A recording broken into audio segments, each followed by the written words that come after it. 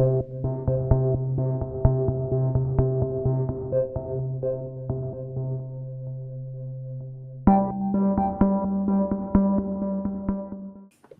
à toutes et tous pour ceux qui viennent de nous rejoindre. Les élections pour le conseil d'administration se tiennent en ce moment. Le premier tour a débuté le 31 mars et s'est terminé le 14 avril. Maintenant, il y a un deuxième tour. Le but, c'est de pouvoir répondre à toutes vos questions, de vous expliquer l'intérêt et l'importance du conseil d'administration et l'importance de votre vote. La spécificité d'Air France fait qu'il y a plusieurs conseils d'administration. On a un conseil d'administration du groupe Air France, c'est les élections qui ont lieu en ce moment, pour désigner les représentants des salariés au conseil d'administration du groupe Air France. Donc le groupe Air France, c'est Air France, Transavia, Hop, Bluelink, toutes les filiales, Cervère, etc. Et ensuite, au niveau au-dessus, il y a le conseil d'administration de la holding Air France KLM, donc du groupe Air France KLM, et c'est encore un step au-dessus. Ici, sur le conseil d'administration, c'est vraiment là où se prennent toutes les décisions stratégiques de l'entreprise et de ce fait très importantes et dont certaines nous impactent directement. À titre d'exemple, on a parlé de l'arrivée du devin pour le moyen courrier, de la sortie du 787. C'est aussi là où s'est pris la décision de développer Transavia sur Orly et de fait de retirer Air France d'Orly, d'où la fermeture de la base que certains d'entre vous ont malheureusement pu connaître ces derniers temps. Donc, il est très important de siéger au conseil d'administration puisque les PNC représentent la population la plus importante de cette entreprise. Donc, il est impératif que notre voix soit entendue et elle doit compter. C'est quelque chose qui est impératif, vraiment, d'avoir un représentant qui ne représente que les PNC. Parmi les représentants au conseil d'administration, donc, on a des chefs d'entreprise, des hauts fonctionnaires. C'est donc hyper important d'élire à ce poste d'administrateur PNC des PNC qui ont de l'expérience et qui sauront faire entendre leur voix et surtout s'opposer à des décisions qui pourraient être compliquées pour la corporation PNC. Sébastien et moi, puisque nous sommes les deux candidats, nous sommes donc Sébastien est secrétaire général du SNGF et moi je suis secrétaire générale adjointe.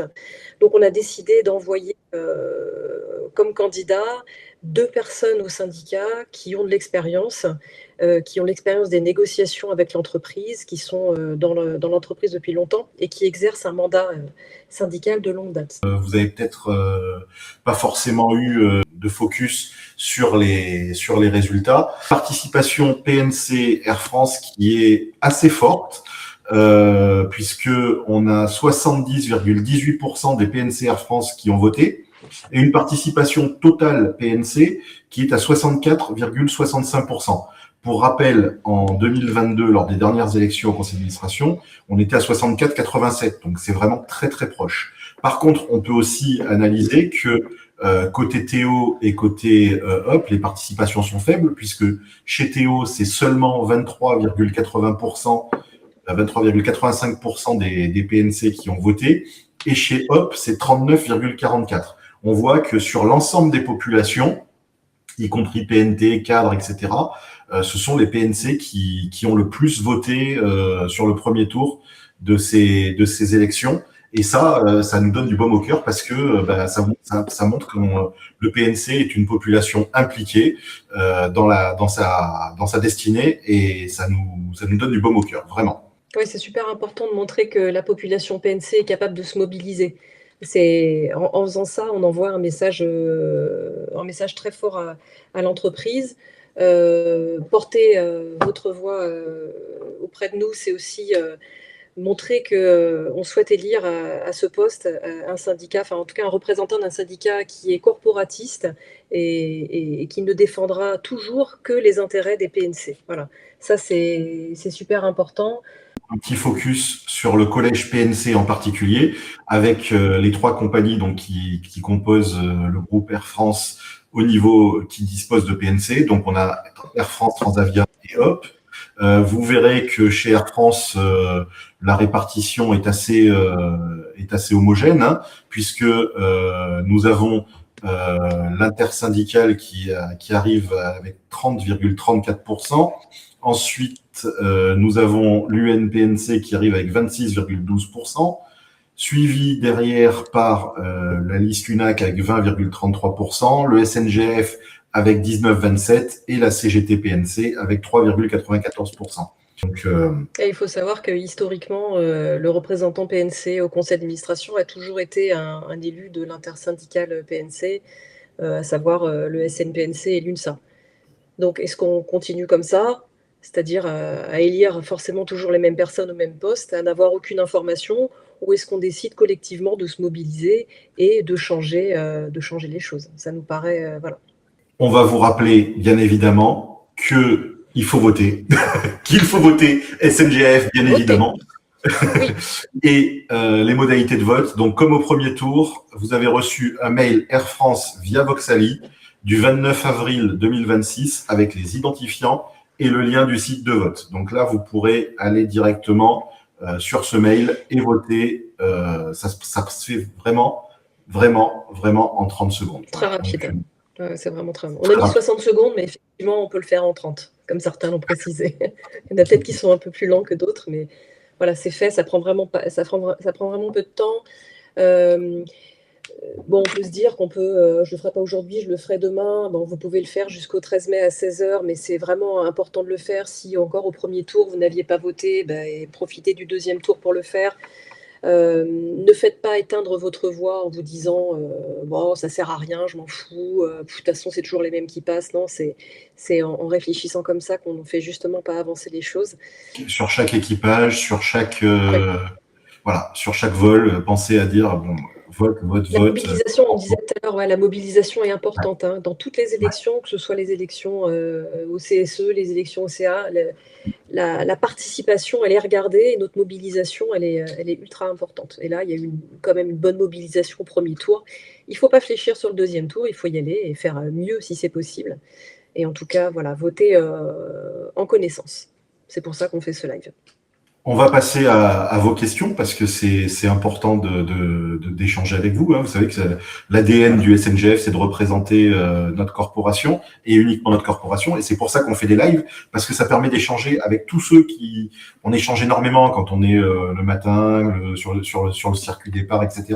Mais là, ça permet aussi de toucher ceux qui sont en taf, etc., qui ont quand même des questions à poser. On peut élargir, hein, il n'y a pas que le conseil d'administration dans la vie. Voilà. L'actualité, elle est riche, donc si vous avez des questions, allez-y, posez vos questions. On est là. On est avec vous, on passe ce moment avec vous et on est heureux de le passer avec vous. Donc allez-y, n'hésitez pas. Des PNC se demandent pourquoi le SNGF ne se désiste pas sur ce second tour. Ah, le fameux barrage.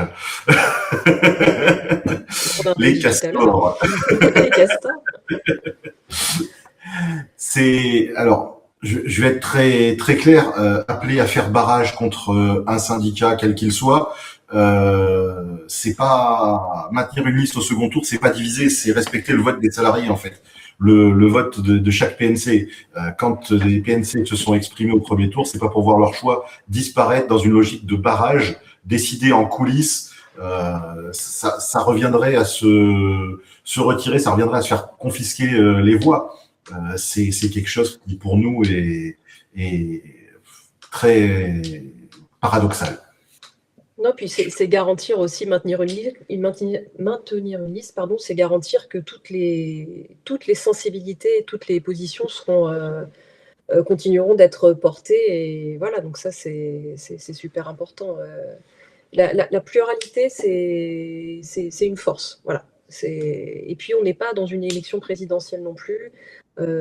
Ça n'a rien à voir. Il faut que la diversité des positions soit représentée. C'est hyper important. Le barrage, c'est un argument politique, c'est pas un principe démocratique en fait, tout simplement. Et se retirer, c'est priver une partie des PNC de représentation. Se maintenir, c'est faire confiance aux collègues pour choisir librement et jusqu'au bout. Chez Air France, la légitimité, elle se construit dans les urnes et non pas dans les consignes de vote. Voilà. Donc ça, c'est pour ça qu'on a maintenu notre liste. c'est quelque chose qui est pour nous primordial. C'est pas pour faire semblant que deux gros syndicats ont voulu se rapprocher. C'est une manœuvre politicienne, très, très honnêtement. Ça n'a rien de... voilà, vous avez bien vu hein, à travers les tracts qu'on a vu ces dernières semaines que il y a des guerres, il y a des guerres intestines, etc. Je pense que les PNC méritent mieux, très clairement, que ce genre de combat. On a des combats qui sont beaucoup plus importants à mener et il faut aller sur ce qui compte pour les PNC. Hein. On n'a pas parlé des catégoriels, mais on peut en faire une petite digression. Pour nous, voilà, les vrais combats, ils sont là, ils sont sur les avancées catégorielles pour notre population PNC. La priorité des priorités, hein, l'échelon 11, le hors-classe bis, on peut l'appeler comme on veut, c'est simplement repenser la carrière en tenant compte de l'évolution indispensable de l'allongement. Il est hors de question que là, on a 12% de PNC qui sont bloqués hors classe, échelon maximum, etc. Dans 2 ans, ce sera 40%. Dans 2 ans, ce sera 40%. Voilà. 40% d'entre nous seront bloqués qui n'évolueront plus pour le reste de leur carrière. Donc voilà, ça fait partie des priorités. Les classes d'adaptation pour tous les PNC, revenir sur cet accord de June qui avait été signé à l'époque par l'UNAC, le SNPNC et l'UNSA, qui avait allongé cette classe d'adaptation à 36 mois, les augmentations de primes au Kévol, les primes e-learning que nous avons obtenues lors des négociations catégorielles de 2024, à la pérennisation prochain accord collectif. Voilà. Les augmentations de primes, etc. Enfin, il y a vraiment des choses, des stabilités supplémentaires. Enfin, on a un courrier que vous pouvez retrouver sur notre page Facebook et sur notre site internet qui reliste toutes les améliorations qui ont été demandées à la direction et qui sont pour nous vraiment des priorités. Voilà. Il n'y a pas besoin d'aller chercher à se faire la guerre entre syndicats quand il y a des gros sujets PNC qui devraient faire l'unanimité, enfin, selon nous, qui devrait être la priorité des priorités. J'ai vu passer la semaine dernière un courrier de l'UNAC disant que vous alliez faire liste commune avec l'UNPNC pour les élections CSE. C'est vrai? Alors, pendant cette campagne électorale, la désinformation a été totale du côté de certains syndicats. Vous avez eu droit au quorum de vote, aux histoires de la CRPN, etc. Bon, on va résumer les choses sur ce mandat. On a fait un appel à la grève commun avec l'UNAC en décembre 2024. On a fait des communications communes avec l'UNSA, avec l'UNPNC, le SNPNC. Au mois de mars, on a fait une déclaration commune au CSE avec le SNPNC. On a fait une liste commune aux élections mutuelles avec le SNPNC et le SNPL, Alliance PN, soit l'intégralité des autres syndicats représentatifs du PNC, sur des sujets prioritaires PNC. Donc voilà, votez.